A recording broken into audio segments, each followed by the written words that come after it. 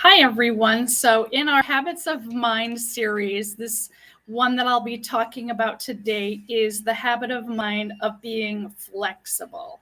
So, why is it so important to cultivate mental flexibility?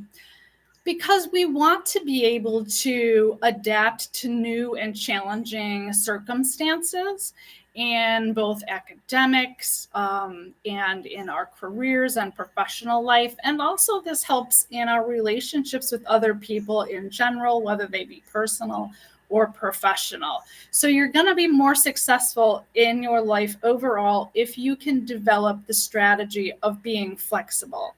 So, here are some different tips on how to nurture and develop this flexibility.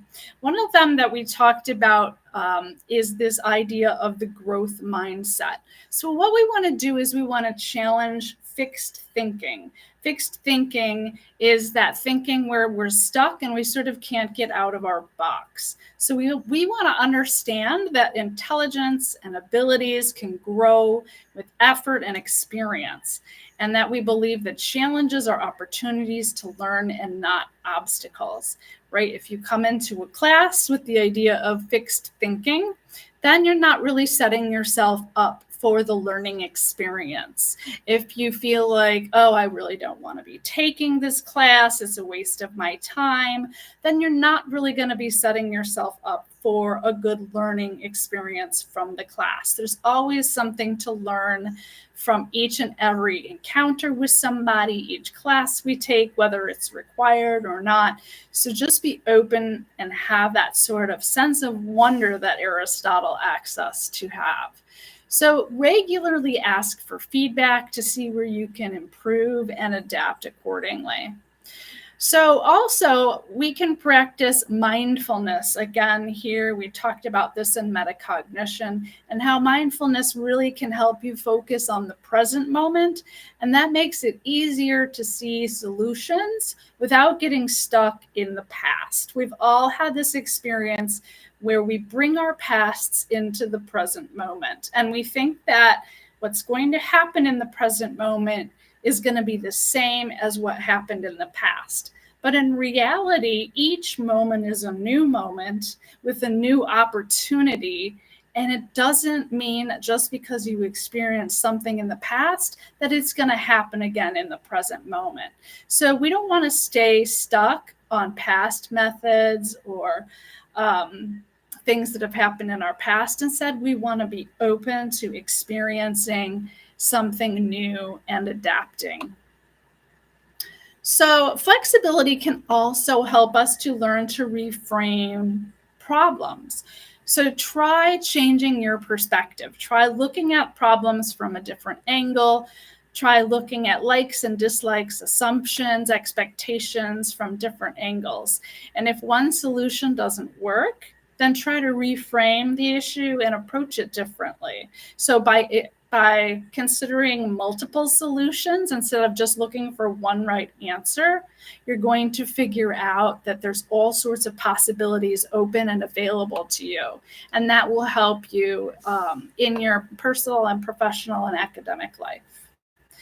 So another great way to get into this growth mindset and this idea of flexible thinking is by constantly exposing yourself to new experiences. You want to vary your routine. You want to step outside of your comfort zone by learning new skills and experiencing new situations. So look for those moments, those opportunities where you can experience something new. And then bring that into your relationships with others. Deliberately engage in conversations with people that don't hold your same point of view, people that are from different backgrounds, because they're going to broaden your perspective and your mental framework. And you can also already see this at work in our discussions. You can see that we all have differences of opinion, and it's really interesting to see what other people's perspectives on these topics are, how they differ from ours, and why and how they can justify their point of view just as you justify your own point of view. So that's going to help you to be flexible. You want to cultivate also this kind of emotional resilience by not taking things personally, realizing that whatever somebody says to you is really a reflection of what is going on inside of them. It doesn't have anything to do with you. Now, this is a really hard one to practice, but as we practice this, it means that some of the benefits would be that you could stay calm under pressure. You could not have an emotional reaction right away to something somebody said. You can look at feedback without getting anxious or upset or down on yourself, just simply looking at feedback as a way to do something in a different way. Try it out, see if it works. Maybe it doesn't work for you, and that's okay. But it helps you to manage your stress, become calm and more open minded. Accept and embrace ambiguity and uncertainty, and this will definitely lead you to becoming more flexible in your thinking. You also want to be open to change. If you've become rigid and clinging too tightly to certain beliefs that you hold, then this can prevent you from adapting and being flexible. You should be willing to adjust your opinions and strategies. Welcome criticism. Don't see it personally. See it as a chance to evolve, grow, and transform.